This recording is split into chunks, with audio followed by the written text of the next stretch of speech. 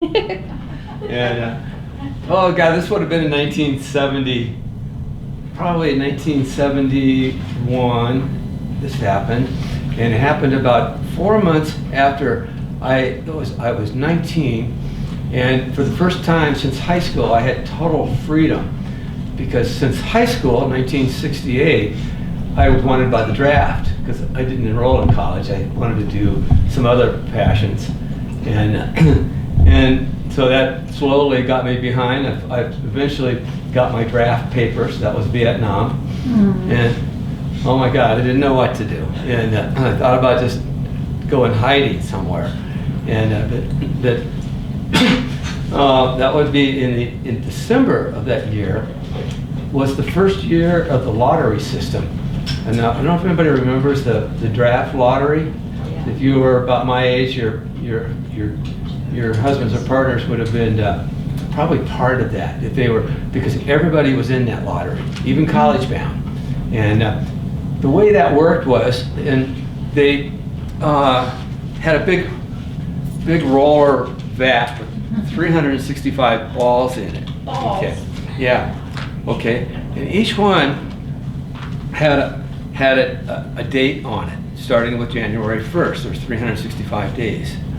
And we were told in advance, this was over the radio, is when I was listening to this, and I was alone on probably the happiest day of my whole life. The first 100 were to be drafted immediately. Yeah. Wow. I had already had my papers sent to me.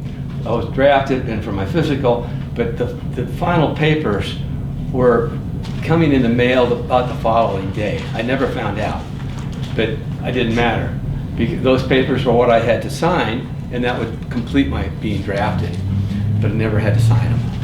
They picked out the balls, and the first ball comes up, and if that's your birthday, you're gone.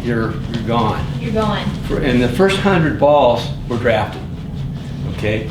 The second 100, you were kind of on the draft waiting list, and the third 100 in 65, you were free. So about half the people there were, so 365 balls.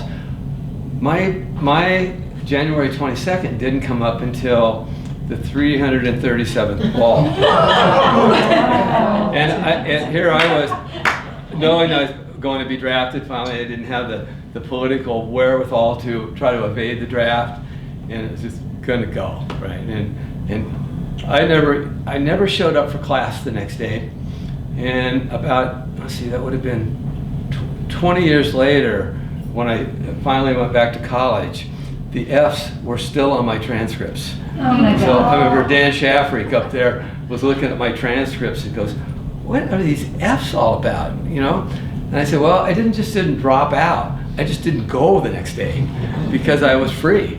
I got on my motorcycle and I rode across the state of Texas, where my sister lived. I was going to University of Texas at Arlington, and visited them. I was free until about three months later.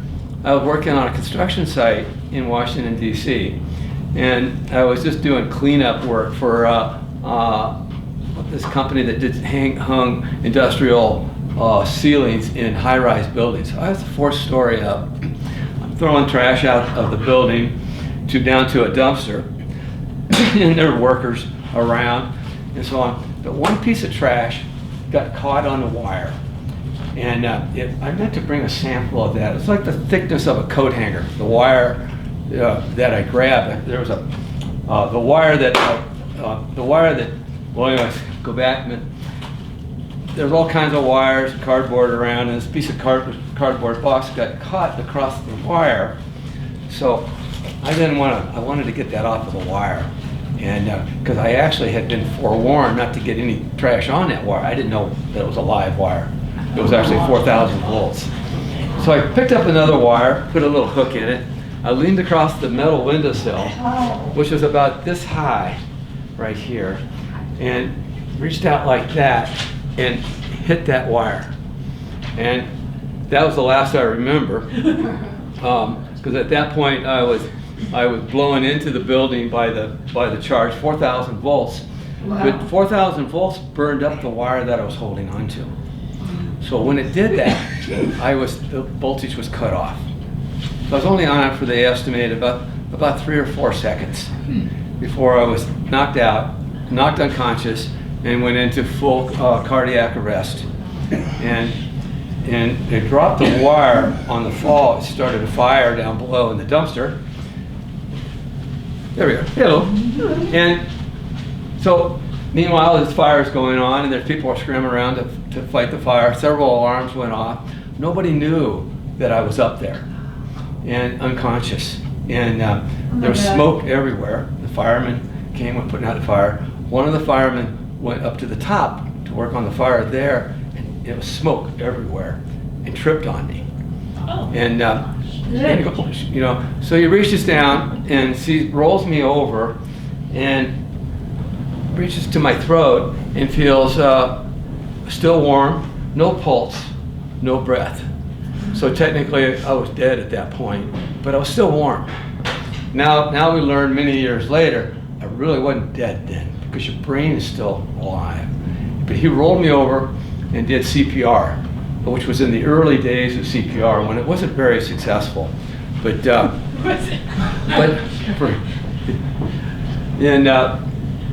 remember this is what happened. I woke up in the hospital 3 hours later, and the nurses, I'm in the emergency room. There's people all around cleaning me up, and I was burned badly. And the nurse saw me move my eyes from under my eyelids and snapped her fingers like that. I woke up and I said, what the hell happened to me? So she's explaining to me what happened, and it all came back to me. At that time, I stopped her, and I said, can I finish that story?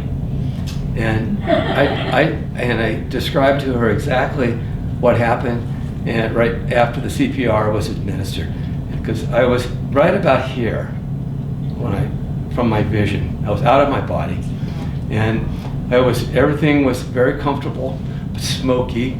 I couldn't hear, couldn't smell. I could see. That's the only thing I had was vision. I could see the fireman on my chest pumping so hard that I thought, he's going to break a rib. He's going to break a rib. But that didn't bother me. I was very, very, very curious and relaxed. And now many years later, with bringing people back as much as we have now from CPR, that this is a very common story for people to go ahead and they're still alive for a while, and many of them have out-of-body experiences like I experienced. So I was watching the whole CPR from about here, thinking I was burned. I could see that. I could see a fireman on me, and then all of a sudden it started to go black all around, like I was fainting. And I thought, oh wow, I can remember I'm gonna faint, because I'm looking at this gory body down there. But again, no, wasn't fearful, no anxiety, but I did. All of a sudden fainted.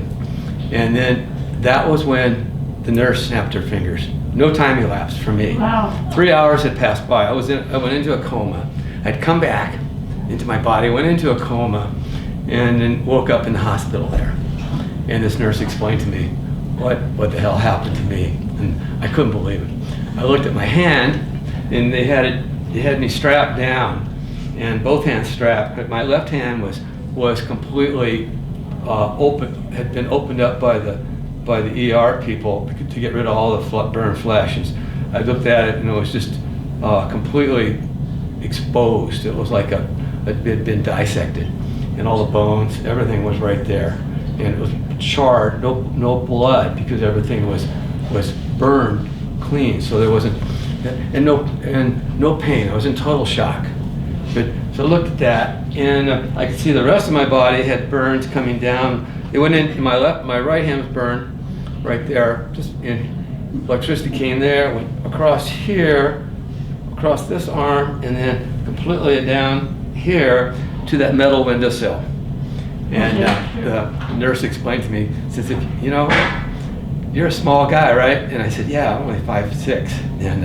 And she said, Well, you can be real grateful for that. If you were any taller, Sorry, can I come in? come on in. She said, told me if you were about 3 inches taller, you would have lost everything below the waist. And now I'm a young man, 20 years old. I knew exactly what she meant. And she said, you survived. And it looks like everything's intact except for your left hand. They're probably going to take it off. And I said, okay, and even at that point, I was so happy to be alive that everything felt great. Just do what you have to do. I still got one hand left.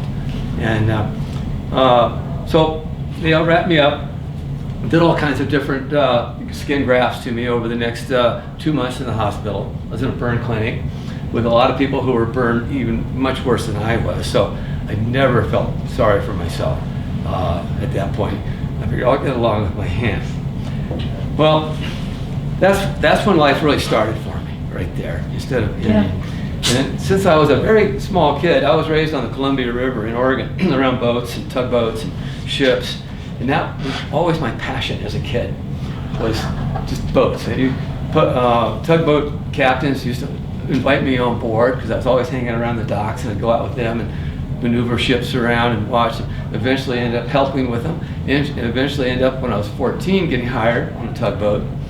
And that was my life passion, just living on the water.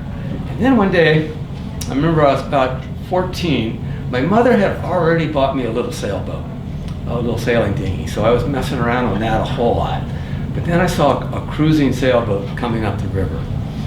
This was like a 30 or 40 foot boat. It looked like it was weathered, it looked like it'd been out in the ocean. I don't know where they came from, but I'd never seen anything like that out of Columbia. But right then I thought, that's what I want. And I never could, I was about 13, that happened. I couldn't let go of that. So much so, which was the main reason I couldn't go to college, because I wanted to sail and sail away. That was my whole passion.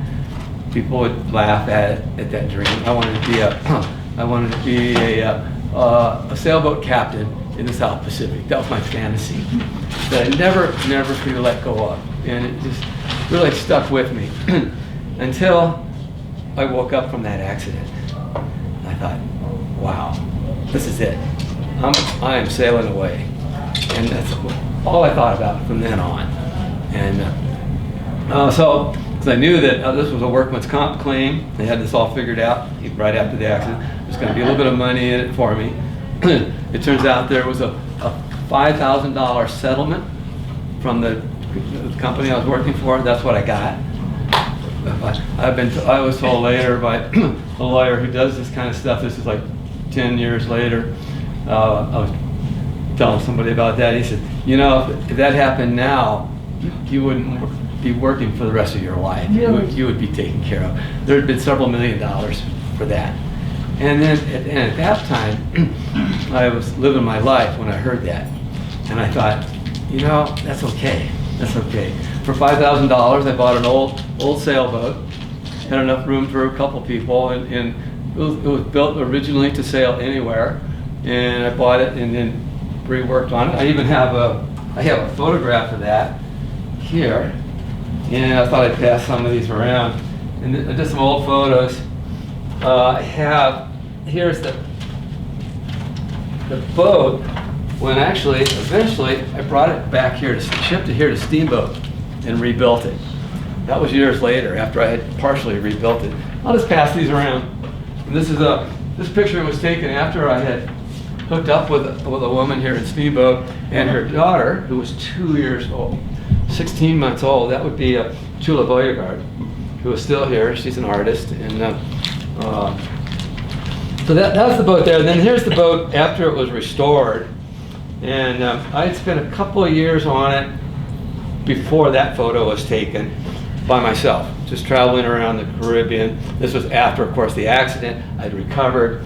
I didn't sail away for another year after my accident, so I was still getting skin grafts and so on. Here's the boat fully down in the Bahamas there with my family on board. That's Chula in there. She's now 4 years old, and Anyway, so my hand had recovered from the accident by virtue of a new type of surgery where they sewed my hand to my chest.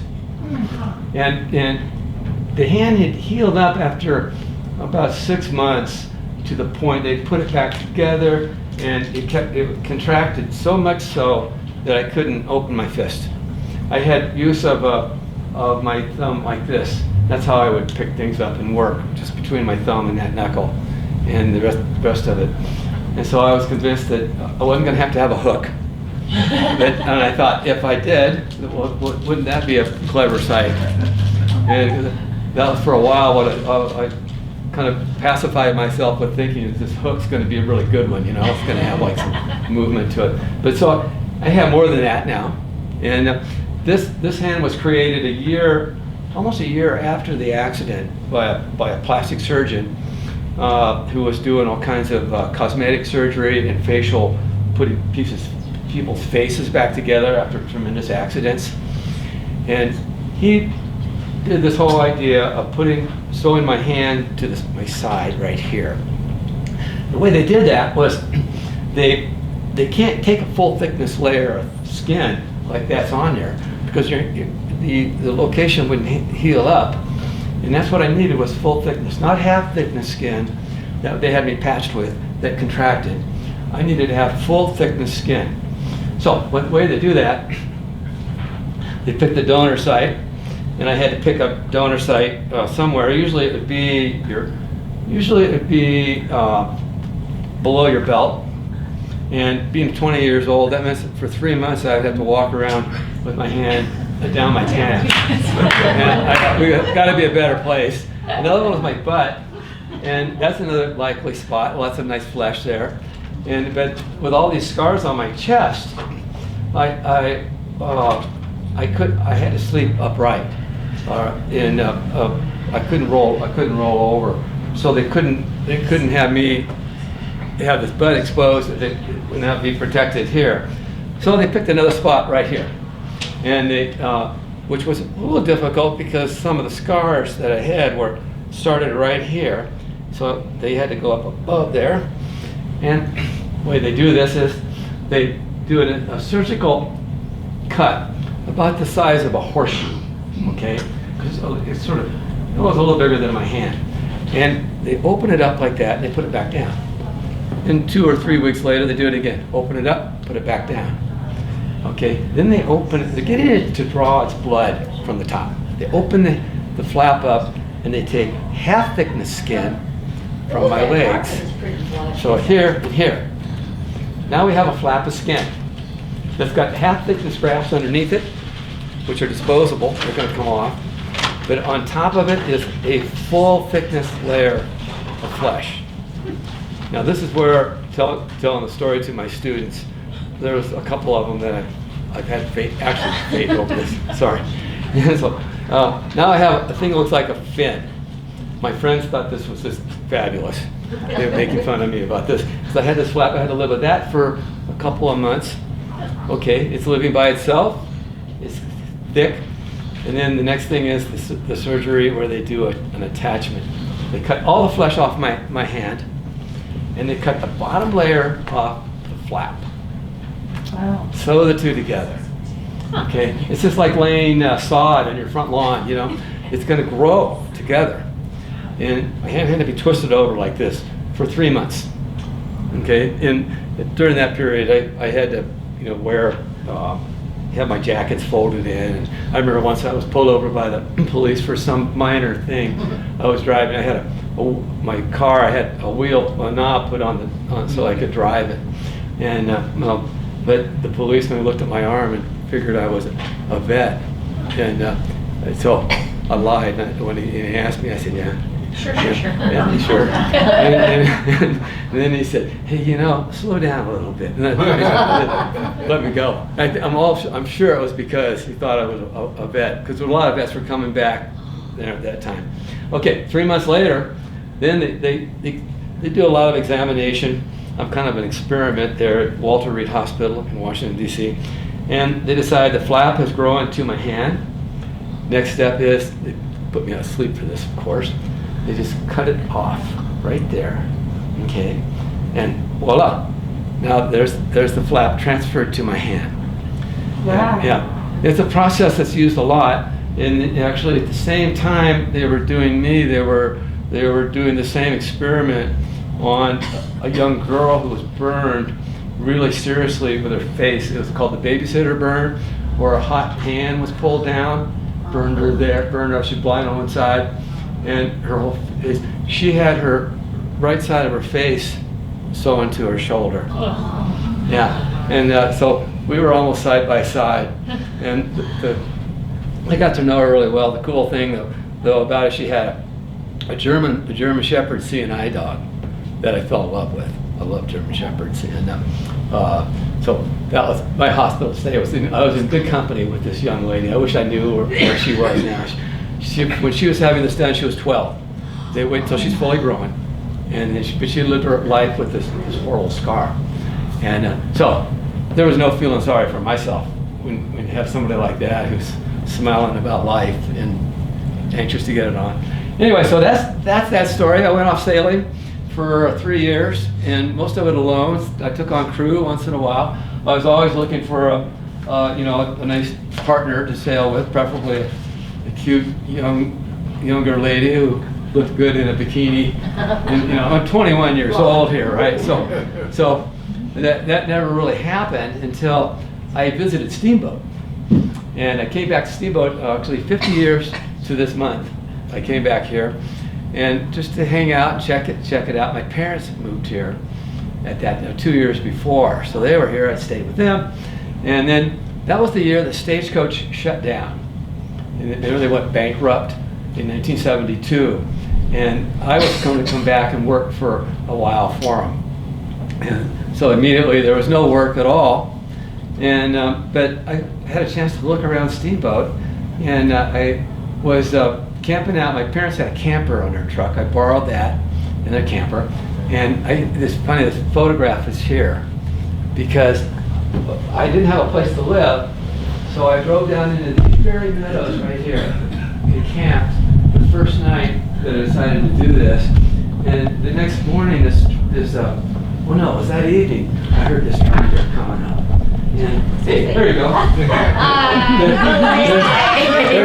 There's the cute lady in the bikini. To talk about you. There's the cute lady in the bikini.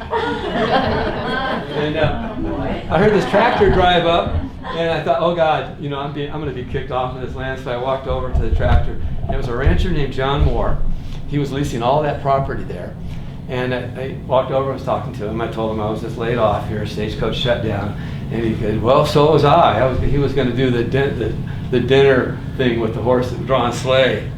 And he said, well, you looking for work? And I said, yeah. And he said, what can you do? I said, well, I can put up hay. And well, he said, well, sleep down there in the meadow. You can call that home for a while. And you can bathe in the river, and there's trout in there as well. And I worked for him for the rest of the summer there, and it was a fabulous experience. And so I was hanging around himself, and he had a cowboy son. He used to bring me into town, and we went to Club 86. And we went to the VFW bar in Oak Creek in all those hippie days, and it was all cowboys and everything. So I kind of fell in love with Steamboat. And anyway, so had a great summer. So I picked up a newspaper. On my way home, I would hitchhike back to South Carolina where I had my boat. And back then I hitchhiked a lot. Back in the day when you could seem like you could get picked up quite a bit. And but I was reading the paper, and I saw an ad in the paper for a free bus driver. First free, they were looking to start this new service, 1974. And so, okay, I got some sailing to do. I'm gonna go back, and I sailed down to the Bahamas, finally opened up the paper and read it. And I thought, I ought to call them up and see. And I called up, they said, they hired me over the phone. They said, you'd be the first free bus driver. And because I had some experience after my accident driving school buses, so I told them I had some experience here. And so they said, why don't you show up in November, and we're going to send you to Jackson, Mississippi to bring back the bus. And so I came here, got kind of settled in, got my parents' truck and camper, and drove, then immediately flew back to Jackson and brought the first free bus here. This was a 1954 transit bus. It broke down like 3 times coming home. Took me 10 days, and I became the first free bus driver. Worked for 6 years. And then I think it was at the end of that second year was when I met, I pulled into the cantina. This is kind of a fun story. I pulled into the cantina they had dollar free pizzas, or $1 pizzas. And this would have been in 1975. And so I pulled over there to get a pizza in the bus, just double parked. Which you could never imagine that right now. And it was just too late back then too. And the guy there, the waitress was really cute.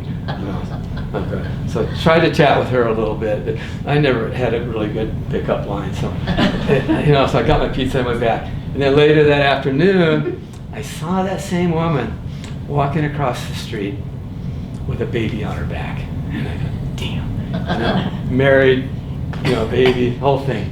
All right. But 2 days later, a girl I'd gone out with a couple months before was back in town. And so we decided to get together. She says, why don't you join me?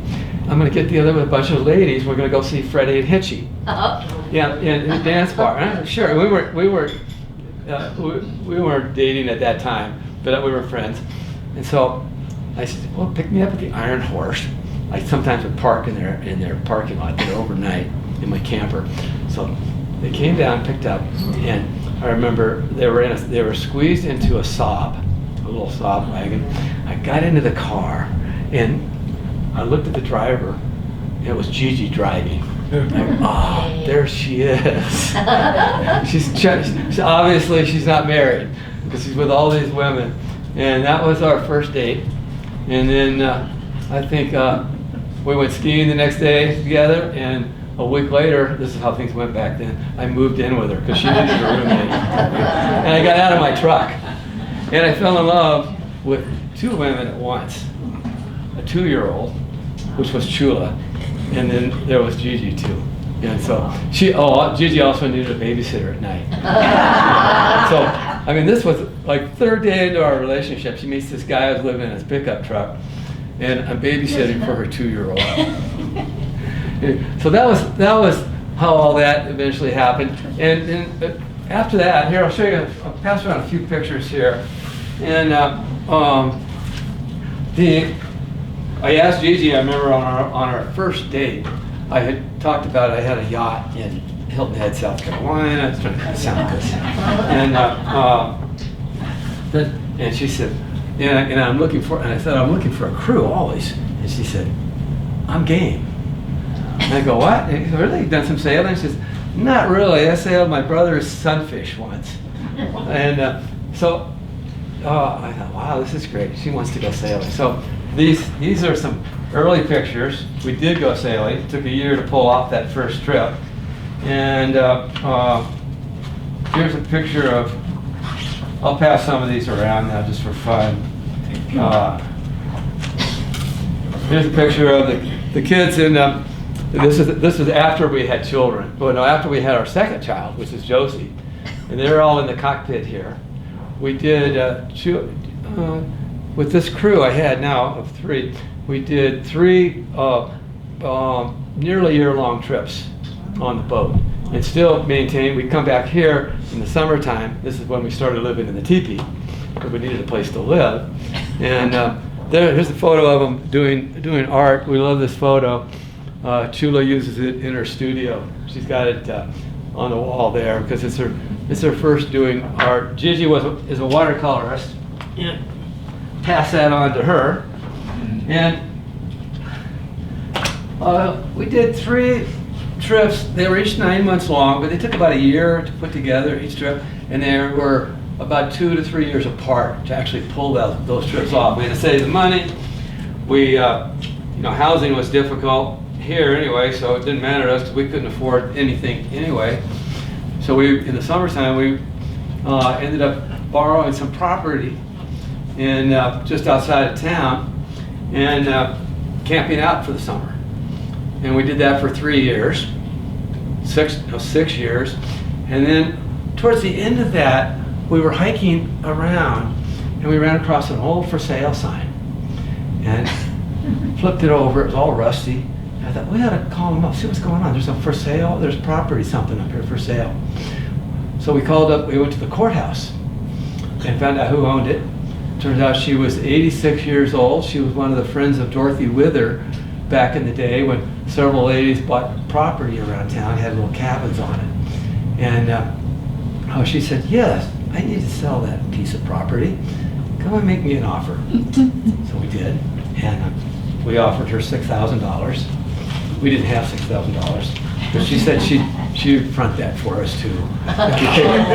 We paid $1,200 for it, and then we paid it on time. Over the next 4 years, we paid her off. And she said, we were saying things like, if you can't make the payment, it's okay, do it next month. And so that was how that whole deal went. That was 42 years ago. And then here's probably the last sailing picture. Actually, this one was taken in more recent times. We went back to the Bahamas to kind of relive our sailing experiences on a charter boat. We chartered a boat very similar to the one that we'd owned. And pass that around. There's our whole family there on board. And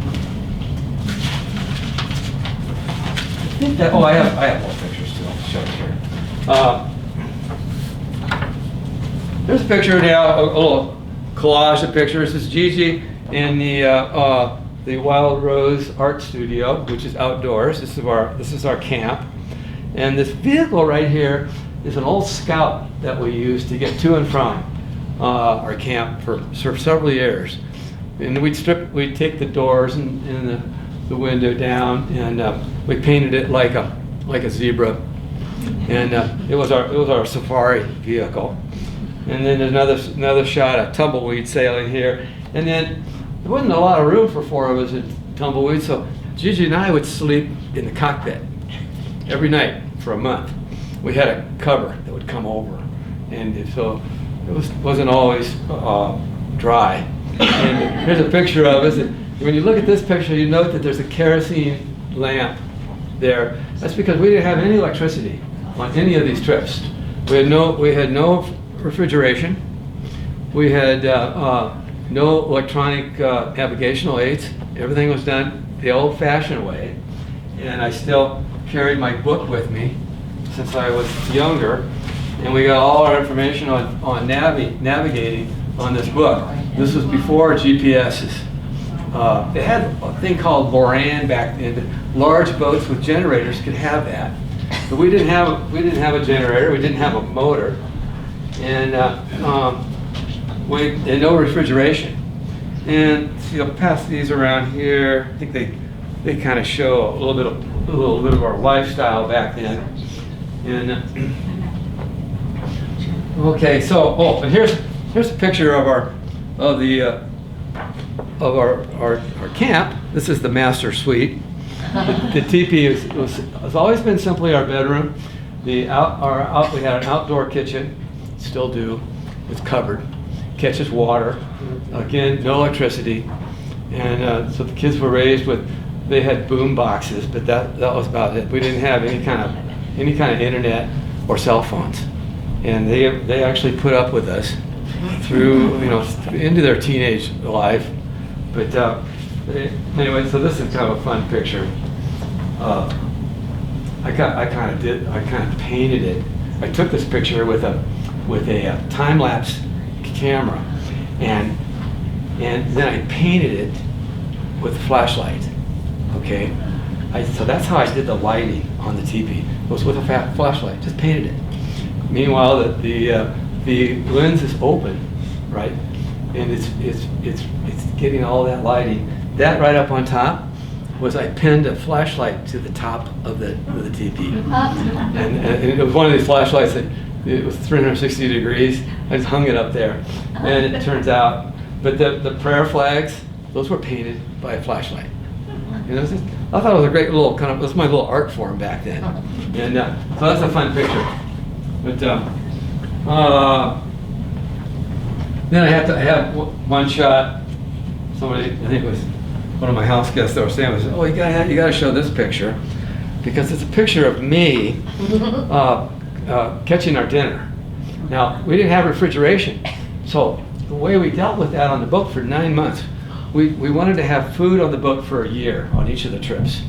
So we would rely on catching fish and seafood.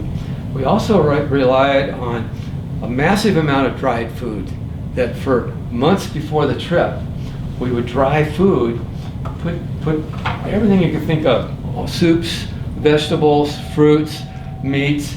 We would dry these food products and put them in seal meal bags. And then we put the seal meal bags in drywall buckets, and they would go into the boat. We had 6 drywall buckets, different colors, fruits, vegetables, meats, soups. And then each day, when we were planning our dinner for the night, we'd pull something out of those buckets and soak it in salt water. And restore that back to an edible, actually really tasted just like it was fresh. And that's how we got a lot of our staple food. The rest of our food came from seafood. And in the Bahamas, you're not allowed to take food with diving gear or spear gun. The only tool you're allowed to take food from a reef, and still it's true, is this right here. I brought it along. This is an Hawaiian sling. And this is the only way you're allowed to harvest food off the reefs in the Bahamas. A lot of the Caribbean islands have the same law. That protects the reef. So you have to get up close. This is shot like this. It's like a bow and arrow. Steve, you familiar with this then? Yeah.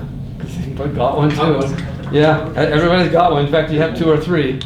And you can get from about me to that hat would be your total range. So, but on a reef, you would try to corner a fish, grouper, lobster, snapper, and go down and shoot them with that. It's got a barbed end, and then you would grab the spear before the fish swims off with it. that can happen. And but generally, the fish would swim into the reef, and you could find the end of the spear sticking out and try to work it out with the fish. That would be mainly grouper or lobster. And so, but as it turns out, once we got proficient at that, we ate like kings.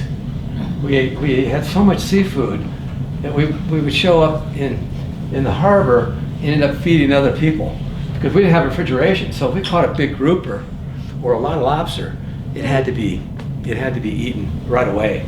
And most yachts down in the Bahamas are much bigger and can't get to the reef like we could. They have to take their dinghies out to the reef and dive from that. Our boat was shallow enough draft, which means that not only drew about this much water, we could go out to the reef and dive right off the boat. That gave us a real advantage, because we could spend all day out there fishing and getting our meal. And then we'd come back with lots of food, but it had to be eaten at least within one day. We could make stuff go the next day, but conch was the exception. We could eat conch, and we would keep it live in a bucket that was full of holes, and we'd keep it over the side. Conch is a great big snail. It's absolutely delicious once you learn how to eat it, and because you have to get into the shell, and then you have to beat the meat down so it comes into a patty, and then you fry it. It's really good. It was like one of our favorite things we had on board. I remember one time we were ashore, and we were probably one of the smaller boats in the Bahamas. A lot of fancy yachts around. I remember we went ashore to do our laundry. We had both kids. Josie was born. She was an infant. Chula was about 6, and we tied up at this dock. And there's a big yacht there, and on the transom was the appropriate name was called Spoiled Rotten. Okay, and there were people gathering on that yacht. We could see that it was kind of a party going on. So we went on shore and did our laundry, and we came back and discovered that the restaurant divers, which come in with a whole boatload of lobster or whatever, this time they came in with a boatload of lobster. They totally clean their lobster.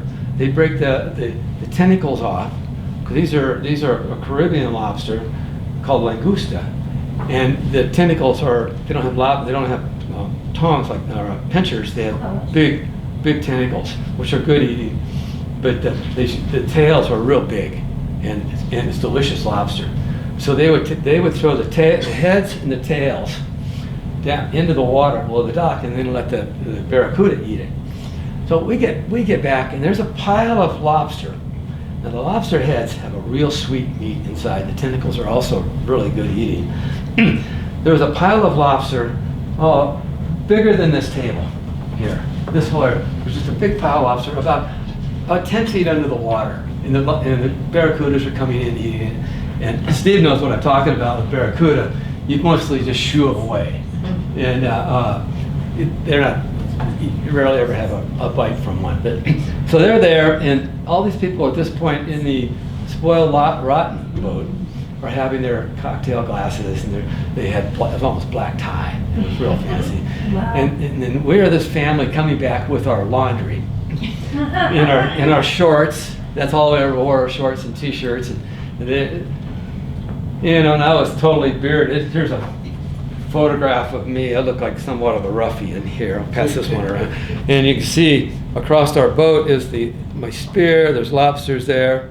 There's that wooden bucket that you see in the boat is still sitting in our living room.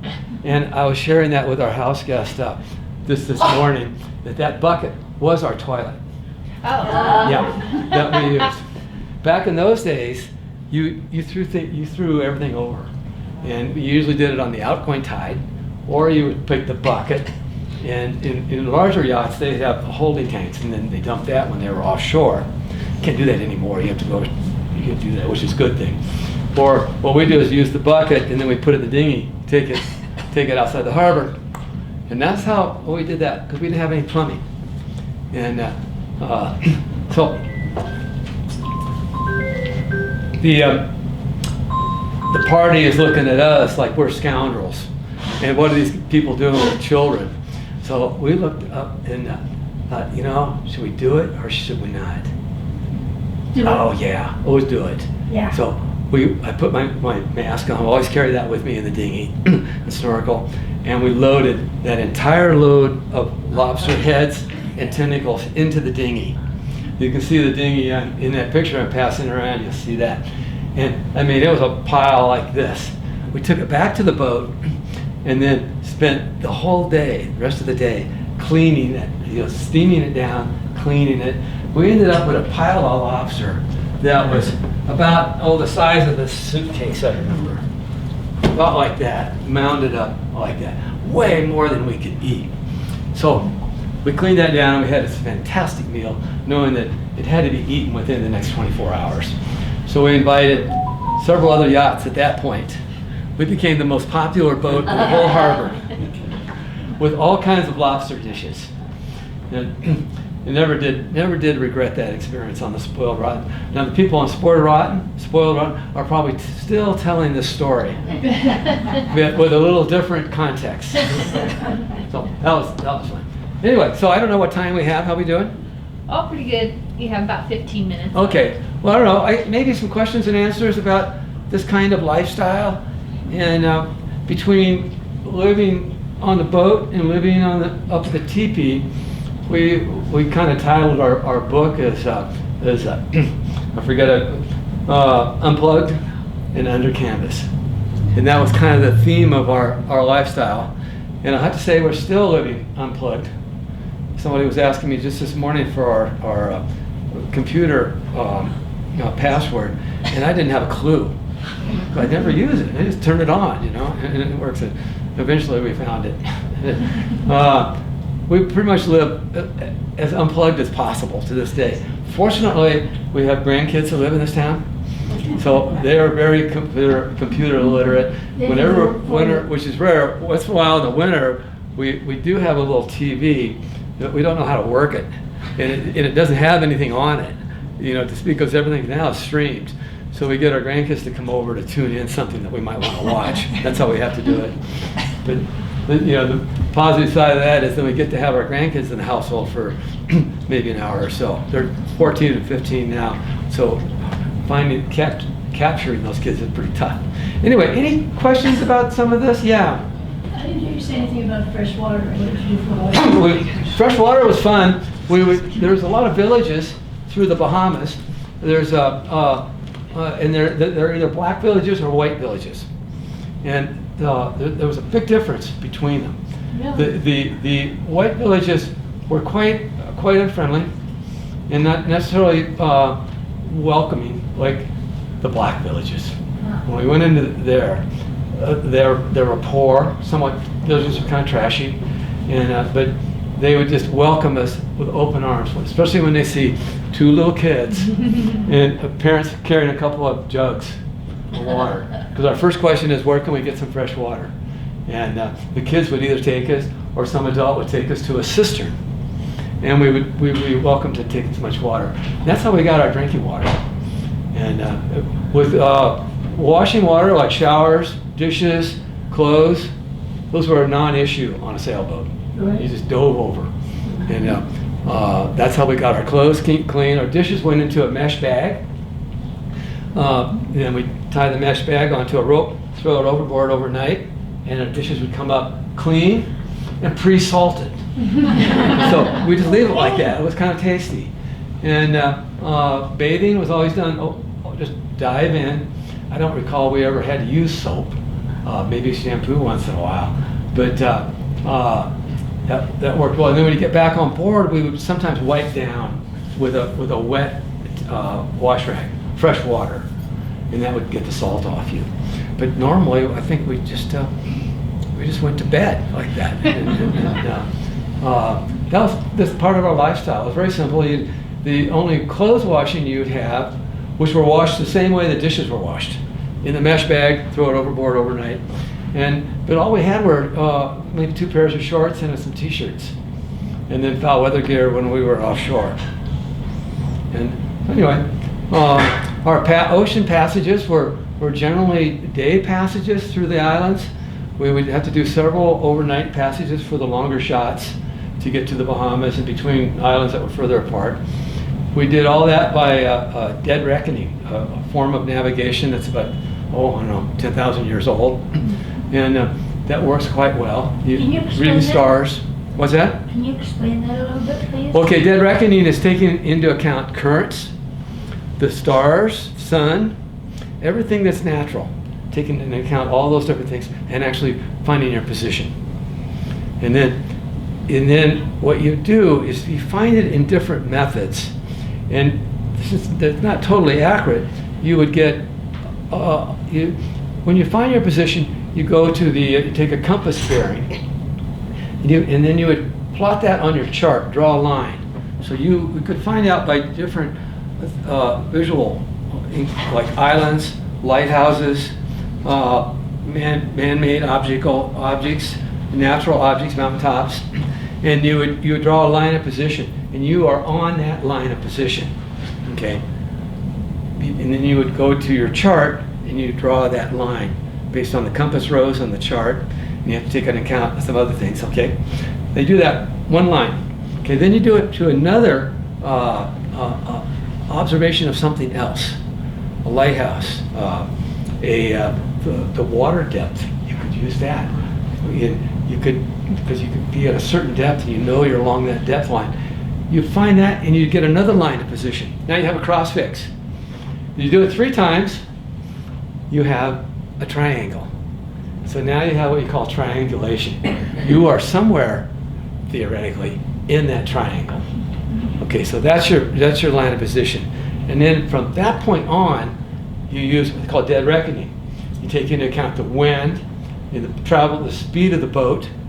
We would measure the speed of the boat by throwing like a piece of paper or something like tissue paper off the bow and timing it when it crossed the stern. And then we would know how fast we were traveling. Okay, so if it'd been 2 hours since we had our triangulation point, we know that we're that many miles away from that last spot. That's called dead reckoning. And so it's pretty primitive by today's standard, but it works all the time. It doesn't require batteries. You can do it virtually all airline pilots know this too. A guy named Michael Turner flew airplanes all his life here in town. Was telling me the one time that all the electronics went down on a jumbo jet that he was flying over the Middle East, and there was no way to navigate. He had a freight load of FedEx, not a lot of passengers, just FedEx boxes and freight.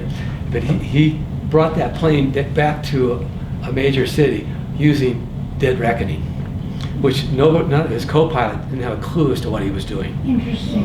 And it was a great story. And that's dead reckoning. It still works. And if you don't know it, you can be in trouble because you're relying on electronics. We found that a lot of yachts were stuck in the Bahamas because of electronic failures on their boats and mechanical failures and engine failures. And they're waiting for a mechanic to be flown in. We didn't have that kind of money, and so we didn't even have a motor or electronics. No, another way of navigating by more modern standards was take a transistor radio and an AM transistor radio, and it's about the size of your hand. You remember you used to have those as kids a lot, and you could hold it up and rotate it like this. Well, the station goes dead at a certain point. Really? Okay, yeah, if you rotate it, you have to, because the antenna in the radio won't pick it up if it's going straight to it. It has to be turned. Okay, then you look on your chart and you find that radio station on your chart. And you know the radio station is that way. And now you have another line of position. So you draw that on your chart. That's just another one to do without any electronics other than a transistor radio. So all kinds of ways to navigate, but you have to, it's all in this book right here. You have to read this book first. That was Okay, perfect. I think that's it. Another question? Did you have depth charts when you were? What's that? Did you have depth charts? Yeah, the charts, the Sounding. charts you have lines on it all over, like contour lines for mountains. Yeah. They have contour lines for the sea bottom. Did you ever? So yes, all the time, especially on the East Coast going offshore, because there's a depth line at about 100 feet where you want to be, and that follows the coast. And so if you're 100 feet, you know you're about that far away from the mainland, and you're about this far away from the Gulf Stream.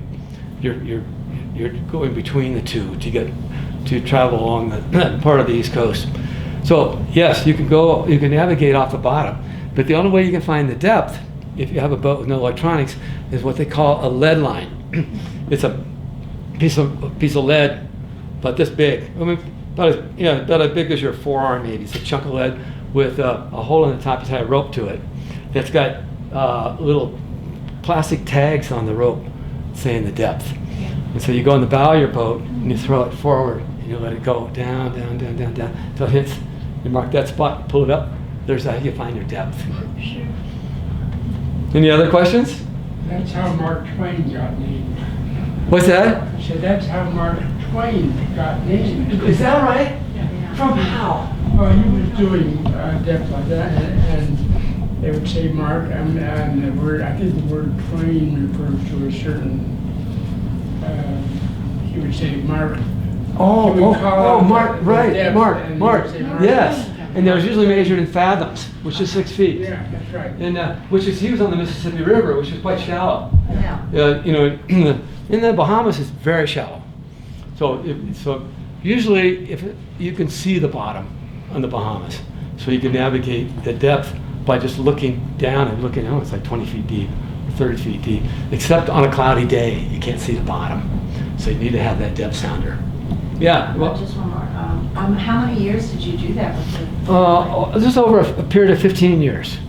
Yeah. So the kids got educated on the boat? Yeah, we did kindergarten in fourth grade on board, of which we dropped many subjects that you would normally be taught, concentrated on others that I was actually better at teaching. And I swore I was never going to become a teacher after that experience, and then of course that's what I eventually became. I became a shop teacher. And yeah. I was going to ask you about the education, but she pretty much answered it. Yeah, we went to their teachers, and now they have programs that you can do with kids traveling on boats like this. They didn't have them then, did They didn't have them in, so we went to the schools that they were attending. This was we were living in Colorado Springs prior to the last trip. We went to their teachers, and they gave us textbooks, some guidelines, and they showed us what to do to keep up. But we found out that Chula at 4th grade had already surpassed our mathematical abilities to teach it. She was so good at that. But social studies, we really concentrated on American history. So and when we finished the trip, we did a tour up the East Coast to all these historical sites as part of her education. And so we kind of narrowed it down on what we taught. I remember Josie was in kindergarten, and we did teaching her how to read a clock in the sand. I remember we draw a circle and hands and stuff. We did lots of makeshift ways. Gigi was mostly in charge of most of that. I think our art class was something they did a lot of. And to this day, Chula is, of course, a fabulous artist. And Gigi still does hers. Yeah. Did you ever use Celestial? Yes, I did. I had a sextant, but I rarely ever used it. Because in the Bahamas, everything you could do by dead reckoning. Yeah. You know, it's very accurate. What was what system of Celestial did you use? Just had a plastic sextant. It was like a $30 sextant. And about the only thing you could really use it for was a sun sight, which is the sun at noon. You could get that, and you could get a line of position there. But most of what I did was dead reckoning on the boat, and that fared as well for many years. So, yeah, another question? Okay. Well, thank you very much for hearing me out.